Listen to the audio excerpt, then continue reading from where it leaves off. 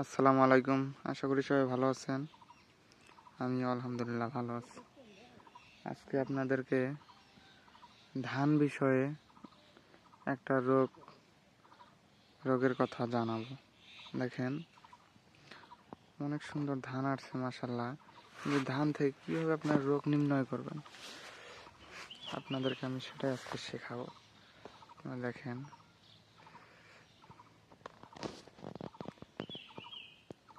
এই যে ধানের পাতা নাচতেছে। তা আমরা যদি এটা দেখতে পারি যে 10টা শীষের মধ্যে একটা শীষের ভিতরে এই সমস্যাটা আছে, সাথে সাথে আমাদেরকে স্প্রে করতে হবে, বালাইনাশক দিতে হবে। আমাদেরকে ধানের তাছাড়া ফলনটা 100% আসবে না।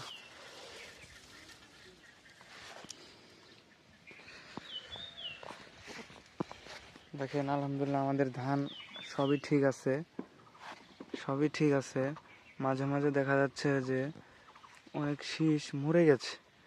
এটা আমাদের 10টা শীষের ভিতরে একটা পড়ে না, এটা স্বাভাবিক হবেই, দুই একটা হবেই, কিন্তু আমাদের রোগ এখনো দেখা যায় নাই, যার কারণে এখন আর স্প্রে করা লাগবে না।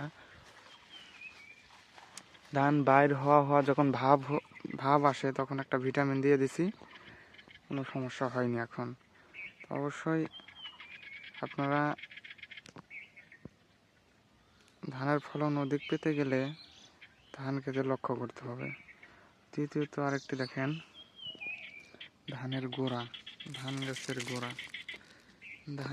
গোড়ায় দেখেন কিন্তু পচনাই নাই, পানি ফ্রেশ এবং আপনার গোড়াগুলো মসৃণ কসকসে। গাছের গোড়া দেখেন,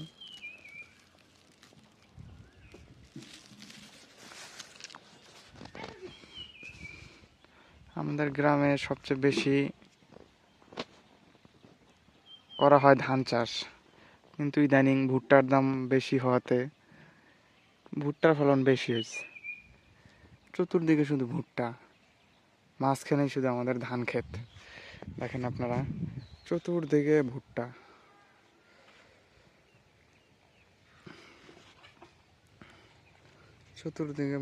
মাঝখানেই শুধু দুটা ধান ক্ষেত।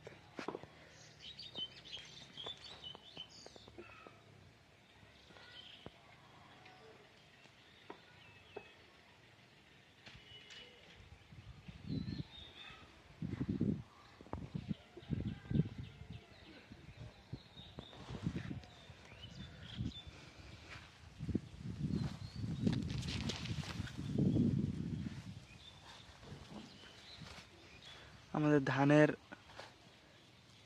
শীষগুলো দেখেন কি সুন্দর স্বচ্ছভাবে বের হয়েছে। আপনারা দেখেন কোনো পাতা নাই এখন।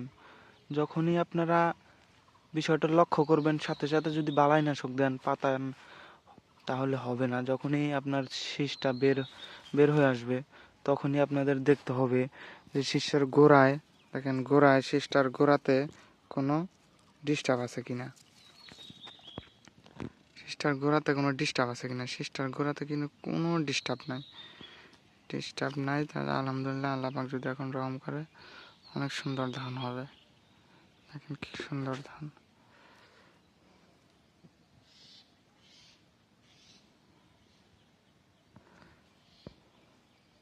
বর্তমান ধানের বাজার হচ্ছে